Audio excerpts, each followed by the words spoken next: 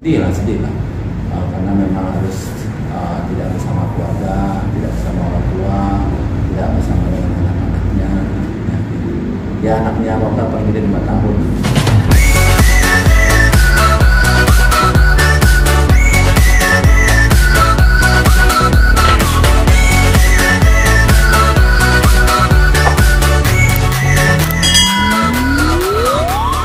Tadi agendanya itu jawaban dari jaksa penuntut umum atas pledoi yang kita sampaikan beberapa minggu yang lalu. Nah, itu hanya ngebantah-bantah doang, biasa lah itu, tidak benarnya. Tapi pada intinya kalau saya baca itu sangat normatif sih, karena memang intinya dia tuh ya yang penting dia mengaku ini loh kejadian KDRT itu ada gitu aja. Nah, cuman kan kepentingan kita bukan itu. Kepentingan kita itu adalah apakah itu masuk kategori sedang, ringan, atau berat. Itu karena itu berat, itu 10 tahun ancamannya. Itu maka tuntut bisa jadi 6 tahun gitu. Kalau sedang kan, nah, cuman kalau sedang juga pasal 44 ayat 4 itu dia delik-deliknya delik aduan. Delik aduannya kan berarti nggak bisa diproses karena kita nggak pernah buka laporan. Itu kan cukup berat ya, cuma penerapan pasalnya aja. Kalau versi kami berdasarkan bukti, saksi, fakta persidangan yang paling cocok itu adalah pasal 44 ayat 4 bukan 44 ayat 2, karena 44 ayat 2 itu menimbulkan luka berat yang menimbulkan sakit. Pada faktanya kan kita nggak apa-apa masalah. Setengah jam setelah kejadian dia mandi, setelah mandi dia upload video yang viral itu. Terus kita lihat dari video dari teman-teman di TV, dia ke rumah sakit, ke Polres Bogor tuh tidak dipapa, tidak juga naik pakai kursi roda, dia jalan biasa. Artinya tidak masalah, nggak masuk kategori berat. Jadi unsur dari pasal 44 ayat 2 tidak terpenuhi. Itu kalau menurut saya itu berdasarkan fakta ya, fakta persidangan dan fakta syariat. Kalau berat kan semuanya wah dia nggak bisa ngapa-ngapain lagi, motor pun nggak bisa, mandi sendiri pun nggak bisa, ke rumah sakit harus dipakai kursi roda atau dipapang atau diapain.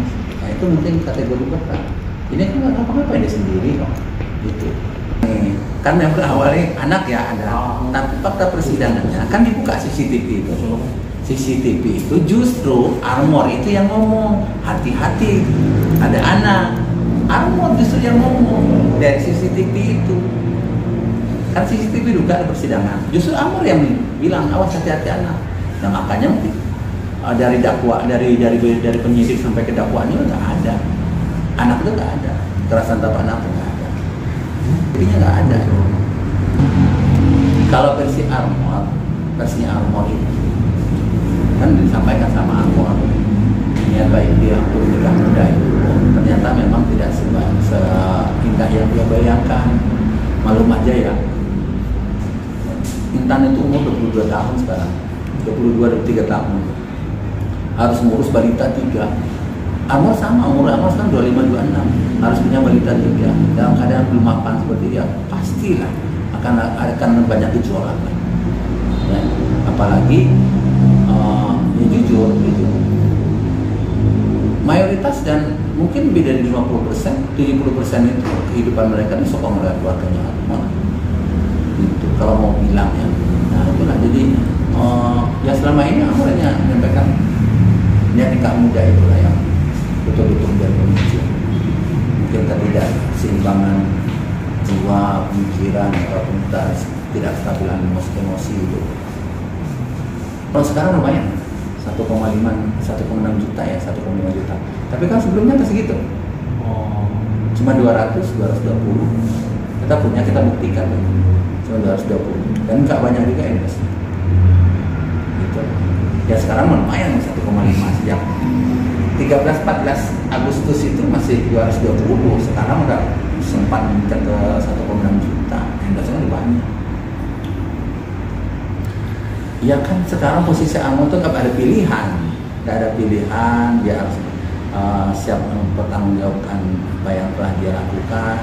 Armor sebenarnya paling nerima loh dia, nggak ada masalah. Tapi ya mau gimana lagi pilihannya. Tadi kita ngobrol gimana mau tahun baruan, ya gimana Pak, ya, mau gimana.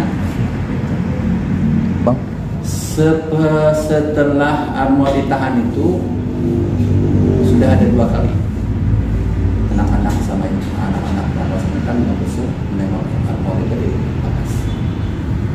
Nah, ya kan dia gagal juga bisa minta kayak kan. Ya semau saya itu nyimpan aja, sewaktu nyimpannya kalau Intan datang ya bawa anak-anak, alhamdulillah. Karena Armor juga nggak bisa berkomunikasi sama Intan, kalau bawa anak-anak nggak bisa juga kan. Gitu. Sedih lah. Karena memang harus tidak bersama keluarga, tidak bersama orang tua, tidak bersama dengan anak-anaknya. Ya anaknya bakal paling gede 5 tahun, 4-5 tahun. Lagi lucu-lucunya, dia paling kecil. Ya kita kan nggak bisa memaksa Intan. Itu haknya Intan, silakan lah Intan ya. Kita nggak bisa minta Intan. Intan kamu nggak boleh gini, kamu nggak keluar itu ya atau kemana? Nggak bisa juga. Silakan itu mah hak Intan. Ya biarlah publik yang menilai, netizen yang menilai saat ini posisi seperti apa. Kalau saya mau bicara ya punten, maaf misalnya, gimana sih perasaan laki-laki yang karena perbuatan bersama harus mendekam ke penjara, sudah itu digugat cerai, pedih loh, benar? Sebetulnya kan laki-laki semuanya tahu nih, gimana perasaannya. Cuman kalau kita nggak bisa gitu juga, karena lawan kita netizen. Pada faktanya sekarang udah kelihatan. Tidak sehebat waktu diviralkan pertama, ya kan? Pada inilah 19 tahun, 20 tahun, nggak ada ternyata anaknya nggak ada, betul-betul terasa anak kita. Kita kalau menguji itu, punten ya Pak, kalau kita uji aja, Armornya setuju, keluarganya setuju, kita pra-peradilan, saya yakin itu akan bebas. Karena jelas, jam 10 ditangkap di hotel Jakarta, jam 9 udah konfes. Anak-anak berat, boleh. Ya tapi ya nggak apa-apa lah, karena memang dari awal kita sudah menyatakan kita ikuti proses hukum, kita akan buka semua persidangan. Ya alhamdulillah semua terbuka, ya kan? Terbuka semuanya seperti ini. Akhirnya ya punten ya, saya maaf saya yakin juga jaksa juga kepusingan menentukan kenapa kan pasal 44 ayat 2 dia ngerasa apalagi jaksa ikut sidang nggak masuk itu unsur, saya yakin nggak ada masuk sama sekali. Tapi dia harus memaksakan 44 ayat 4 juga nggak bisa karena itu jadi keadilan, pusing nih kan. Nah makanya kita berharap sekarang satu lagi nih ke majelis hakim. Tadi saya sampaikan kan kita diberikan waktu untuk menanggapi jawaban itu. Kita sampaikan secara lisan.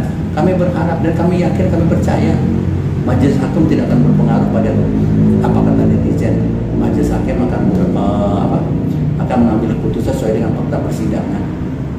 Fakta persidangan baik bukti dan saksi. Tahu nggak kan? Bukti itu tahu nggak apa? Spray. Coba handphonenya Armor, bukti-bukti ini. Nggak bohong kita. Nih, kartu keluarga, buku nikah, terus bed cover, spray, motif bunga, sama satu lagi handphone miliknya Armor. Nggak ada bukti yang mengarah ke sana. CCTV nggak bisa dibuktikan, video nggak bisa dibuktikan, pisau nggak bisa dibuktikan, karena memang itu pisau lebih parah lagi. Ternyata bukan dokter yang memeriksa itu. Dokter yang memeriksa yang Intan secara langsung itu stafnya dokter, difotoin, dikirim ke dokter yang menilai. Kan gila itu. Gimana caranya? Ya kan? Bukti apa coba? Sementara fakta-faktanya Intan nggak sakit. Setengah jam setelah kejadian dia mandi. Setelah mandi dia upload video. Coba kemana-mana nggak pakai kursi roda, nggak pakai di papa, dia jalan sendiri. Berat dari mana? Yang menimbulkan penyakit dari itu. Nah, tapi nggak apa-apa lah. Kami satu lagi kami berharap kepada majelis hakim untuk bisa betul-betul melihat fakta persidangan baik saksi atau bukti. Saksi sendiri sepupunya Intan yang pertama kali melihat, dia mengakui, dia melerai, dan di CCTV kan sama, dia melerai. Nanti kamu lari kamu nonton Pak, ya kan? Yeah. disambung lagi, ada kita kan lampirkan juga bukti. Chat WA-nya sepupu Nyintang pada Mami Anwar, berantem, pukul-pukulan. Mau gimana? Kita juga buktikan Armo itu jadi korbannya Intan. Kita buktikan. Nih, kita buktikan. Ada video foto dan itu konfirmasi ke Intan, betul dari Intan. Benar. Armo jadi korban KDRT-nya Intan. Tapi alasan Intan waktu itu dia membela diri. Nah, kami tidak perlu lagi menuntut karena itu sudah kami sampaikan sebagai persidangan.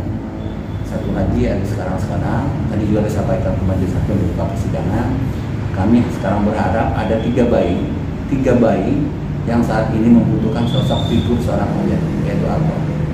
Itu aja yang menjadi pertimbangan yang kami sampaikan kepada majelis hakim untuk bisa jadi pertimbangan majelis hakim dalam memutus perkara.